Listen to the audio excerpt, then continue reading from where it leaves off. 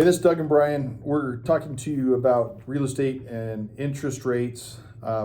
There's been a lot of questions about interest rates back and forth, and a lot of people seem to have professional opinions that Of the future? that disagree. Of the future, yeah. And haven't found anybody yet that has transported in a time machine back to tell us what the interest rates are going to be. Yeah.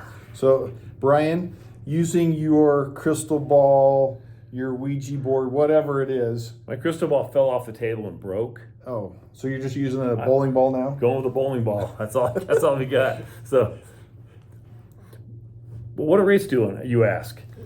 So, interest rates are really hooked more than anything else to inflation. You may have noticed this inflation, Doug, that's just kind of creeping up all over the place. What? You mean the $12 for a dozen eggs? Yes, sir.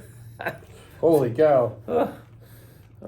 I love it. I love it, Brian. Well, it helps us eat less. That's one thing it does. So, what we've seen lately is interest rates have started to ease off a little bit as the Federal Reserve has made efforts. We'll be positive. They've made efforts to keep inflation down, and I think they've been somewhat successful doing that.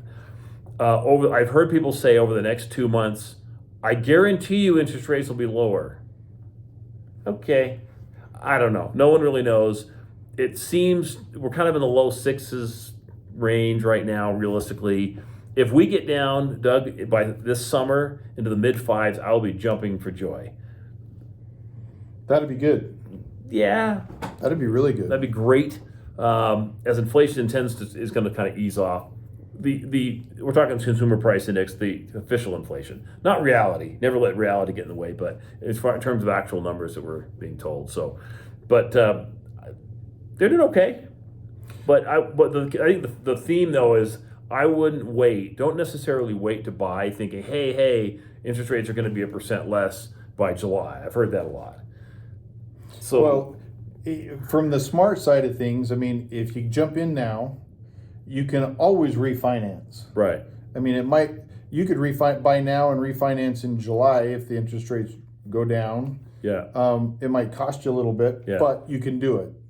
But the flip side of that is if interest rates go up to 7% and you've waited, now you're stuck. You're stuck, yeah. And another thing too, keep in mind that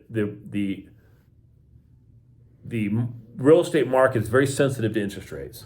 And if you remember when interest rates went up, Straight up. really quick. Sorry about that. Yeah. Interest rates went straight up. Then home sales slowed down, and it became a little more favorable for buyers, right? So right now we're kind of in we're looking at one just today where we're noticing that sellers are willing to start kicking in buy down costs, and builders are doing that a lot. They're saying, look, we'll give you $15,000, $20,000 to buy your interest rate down. Well, if rates do drop, let's say in July we're at mid five, low fives even, which just say that happens, right? What's going to happen to the real estate market? It's going to start picking up again, and the sellers will take over, and then all of a sudden those incentives will go away. So right now may just be a nice little window where you can get a house, get a better price than you would when the rates are lower, and you're in a position to ask for concessions from the seller to help you buy your rate down. So you may end up with the same rate, even if rates do drop a little bit in the summer, which is a big if, by the way.